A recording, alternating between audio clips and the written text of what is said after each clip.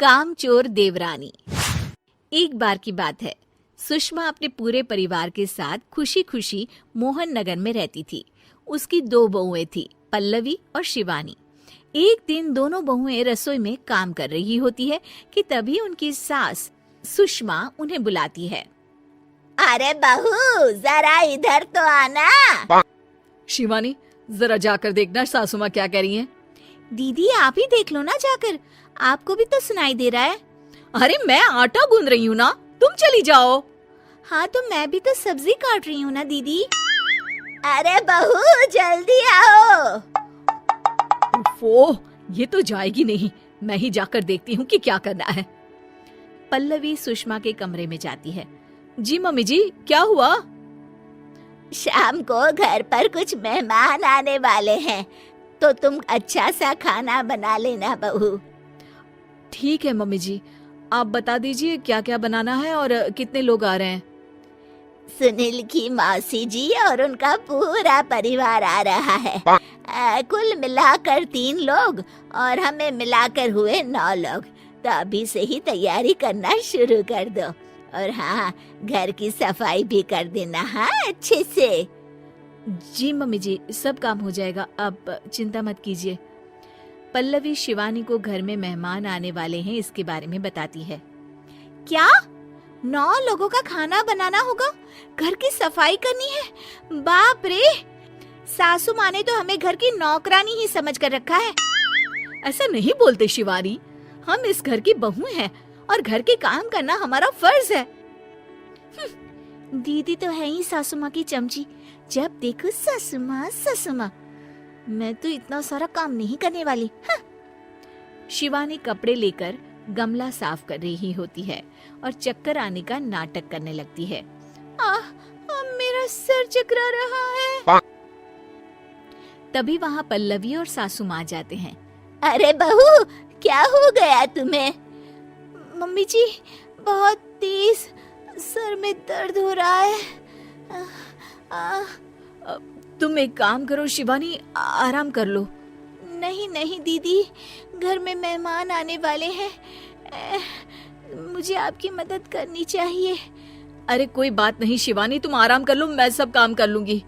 ठीक है दीदी, अगर आप इतना कह रही हैं तो आराम कर लेती हूँ। शिवानी आराम से अपने कमरे में मैगजीन पढ़ रही होती है। इसे कहते हैं आराम की जिंदगी। इतना सारा काम। चलो, सारा काम खत्म हो गया, शिवानी को देख आती हूँ। शिवानी अपने कमरे में ईयरफोन में गाने सुनते सुनते सो जाती है और उसके साइड में मैगजीन भी रखी होती है। पल्लवी वहाँ आ जाती है और वो सब देखती है। ओहो, तो मतलब सब काम चोरी का बहाना था। अभी बताती हूँ इसको। घर का सारा काम मुझे करना पड़ा और ये महारानी यहाँ मैगजीन पढ़ रही है, गाने सुन रही है। पल्लवी रसोई से एक प्लेट और चम्मच लेकर आती है और शिवानी को थाली बजाकर उठाने लगती है। शिवानी अचानक से उठती है। उठ गई महारानी, गाने भी सुन लिए, मैगजीन भी पढ़ ली। तुम तो बहुत बड़ी झूठी निकली शिवानी। तुमने सर दर्द का बहाना बनाया ताकि काम करने से बच सको। हाँ, बनाया बहाना, तो क्या करती, इतने सारे काम करती। मुझे कोई शौक नहीं है चापलूसी का। क्या चापलूसी? तुम्हें लगता है कि मैं सारे काम चापलूसी के लिए कर रही हूँ? और नहीं तो क्या। तभी वहाँ सासू माँ आ जाती हैं। अरे बहू, वो लोग बस आने ही वाले हैं, तुम तैयारियां कर लो। जी सासू माँ, तुझे तो मैं बाद में देखती हूँ। सब खाना खाने बैठते हैं और खाना शुरू करते हैं। तभी सुनील की मौसी बोलती है। वाह भाई वाह, खाना तो बहुत ही अच्छा बना है सुषमा जी, एक एक चीज में क्या स्वाद है। ये सुनकर शिवानी मुंह बना लेती है। उसे अपनी जेठानी की इतनी तारीफ रास नहीं आती। आपकी बहुएं तो बहुत ही अच्छा खाना बनाती हैं। हाँ, बनाती तो दोनों ही अच्छा है, पर आज ना ये सारा खाना बड़ी बहू ने बनाया है। छोटी बहू की तबीयत ठीक नहीं थी, सो इसलिए। मानना पड़ेगा सुषमा जी, आपकी बड़ी बहू तो बहुत ही गुणवान है। पल्लवी की तारीफ सुनकर शिवानी को जलन होती है, पल्लवी ये सुनकर खुश हो जाती है और शिवानी की तरफ देखकर उसे चिढ़ाती है। कुछ देर बाद मेहमानों के जाने का वक्त हो जाता है। मौसी जी सबके लिए उपहार लाई होती है। वो सबको शगुन के पैसे देती हैं और अंत में पल्लवी के पास आती है। तुम्हारे लिए शगुन का लिफाफा तो है ही, पर बहू तुम्हें एक और उपहार भी मिलेगा इतना अच्छा खाना बनाने के लिए। मौसी अपने सोने के कंगन निकालकर पल्लवी को पहना देती है। ये लो, ये मेरे मनपसंद कंगन है, अब से ये तुम्हारे हुए।